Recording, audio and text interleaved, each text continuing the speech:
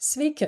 Šiame įraše parodysiu, kaip JASP programoje reversuoti teiginius, kaip susumuoti ir suvidurkinti skalių balus, bei kaip filtruoti duomenis. Naudosiu sintetinį duomenų rinkinį, kuriame respondentai balais nuo 1 iki 5 įvertino teiginius susijusius su pasitenkinimu darbu. 1 reiškia visiškai nesutinku, o 5 reiškia visiškai sutinku. Visų pirma, parodysiu, kaip įsikelti duomenis į JASP. Tai yra 2 paprasti patogus būdai. Vienas iš jų yra atsitempti failą į JASP programą. Arba kitas būdas – spaudžiame Open, Computer, Browse ir pasirenkame savo dokumentą. Šį kartą naudoju CSV dokumentą, bet lygiai taip pat galima naudoti ir paprastą Excel dokumentą. Na, visų pirma, mus domina reversuoti trečio teiginio balus. Spaudžiame su dešiniu pelės klavišu ir spaudžiame Insert Constructor Column After. Susikuriam pavadinimą.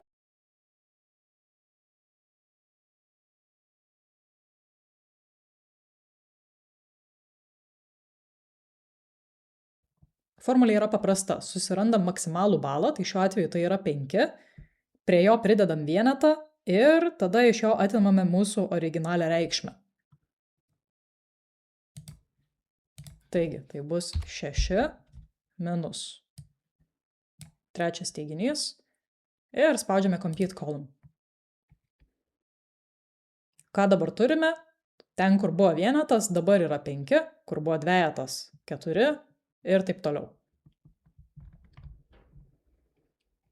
Toliau jau naudodami reversuotus balus paskaičiuosime skalės sumą. Vėlgi spaudžiame dešinį klavišų ir Insert Constructor Column After.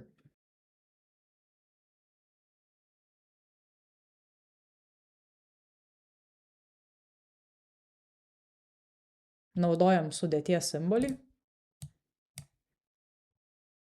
Įsikeliame pirmą teiginį, antrą teiginį, dar kartą sumuojame ir atkreipiam dėmesį, kad turime naudoti jau reversuotus balus ir spaudžiame Compute Column. Štai čia turime visame stulpelyje susumuotus rezultatus. Na ir dabar paskaičiuosime vidurkį, tai vėlgi spaudžiam dešiniu klavišu, Insert Constructor Column After.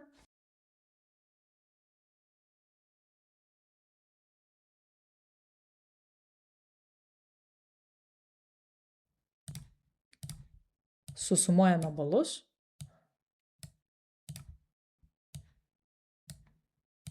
Ir padaliname iš 3. Nepamirštame paspausti Compute Column.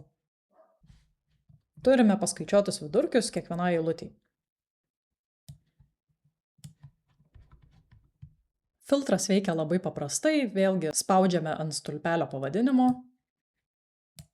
ir paprasčiausiai nuimam varnelę nuo tos kategorijos, kurią norime išfiltruoti. Tarkim, dabar mūsų duomenyse liko tik tai moterys ir iš viso tai yra 51% duomenų. Lygiai taip pat atvirkščiai turime 49% duomenų.